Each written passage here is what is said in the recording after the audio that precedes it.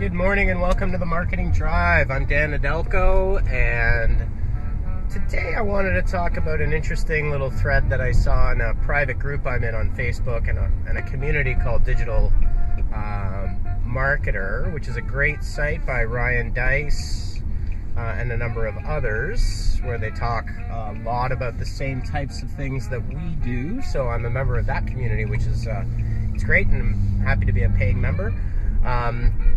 But there's a private group called DM Engage on Facebook, which is also really great because there's a lot of horizontal communication between other members.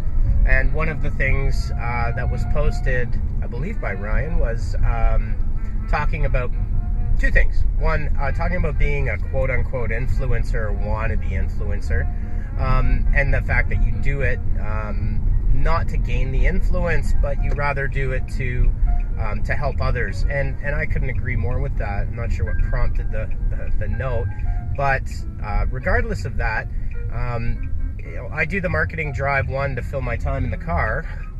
Rather than getting frustrated with traffic, I can talk to you, and also to help clear my head and kind of verbalize things that are going on at Honeypot Marketing, my agency, and then also various other ideas as we roll out our own products as well. So it's a really good collaboration, and I learn a lot, and I do this really with no intent of any, I have no motivations or goals in doing this. I don't have any direct, I'm not hoping necessarily to get a direct benefit. I think indirectly, I think it's always a great benefit to talk to people, brainstorm ideas, jump on a Skype call, emails back and forth, Facebook messages. I've kind of done all of those. And I love doing it because I always get it gives me a chance to talk to other people. I talked to Bastien from Wild Audiences last week. We had a good 40-minute call just talking about different ideas. And it's always fun to brainstorm like that. And that's my motivation for this, but I couldn't agree more with what Ryan was saying. You don't do it with the expectation of reward, and you certainly don't do it to try to kind of build your brand. At least, not directly. I think everybody's trying to build their own personal brand if you're in this type of work, but doing so in a positive way rather than the implication of looking for something in return. Anyhow, I thought that was an interesting little thread. I'd also encourage you to join Digital Marketer as well.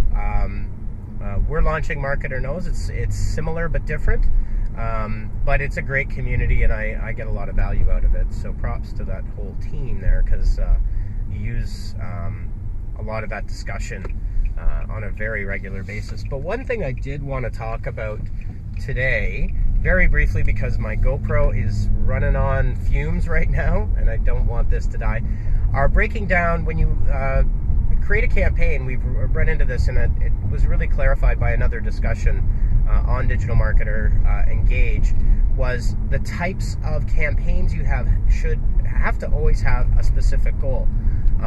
One is acquisition, where it's an investment. Do not look for a direct sales ROI at that point in the campaign, because you're trying to build an audience that you can then warm into the final purchase. So that's an acquisition campaign. You want to build up those lists, build up your community. So looking for a direct positive ROI is going to be very difficult, but going into it, whether it's for you or for your client, you need to be very clear about that, because misconstrued goals in campaigns are a very dangerous thing. So if you have anything less than 100% ROI, so you're not actually profiting directly, if the client does not understand that process, that you will then move into a conversion campaign, where then the final conversion goal is the sale, then they don't see the value in the investment. And it's extremely important that everybody understands the value in that investment. The third type of campaign is a retention or a care campaign. Those ones are ones to get people to rebuy, to buy another product that you're offering or service that you're offering, but doing so that with the fact that they've fully engaged with you and they're a customer. So maybe they're rebuying if it's a product in the e-commerce world, and maybe it's a renewal if it's in the membership world.